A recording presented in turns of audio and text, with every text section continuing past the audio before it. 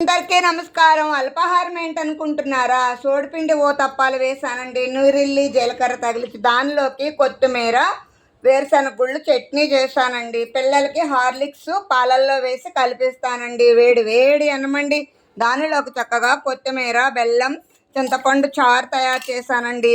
వంకాయ ఫ్రై చేశానండి, dry roast లాగా. అదేనండి పల్లీలు, నువ్వులు, ఎండుమిర్చి, ధనియాలు పొడి చేసి కలిపానండి. ఇది కూడా ఇందులో కలిపేస్తాను, మీకు వేరియేషన్ తెలియడం కోసం చూపిస్తున్నానండి. నిమ్మకాయ పిండుకుని తింటే ఆ రుచి చాలా బాగుంటుందండి. కమ్మనైన గిన్నె పెరుగండి, చక్కగా గులాబ్ జాములండి, ఆకు పకోడీలండి, గుమ్మడి గింజలు, బాదం పప్పులండి.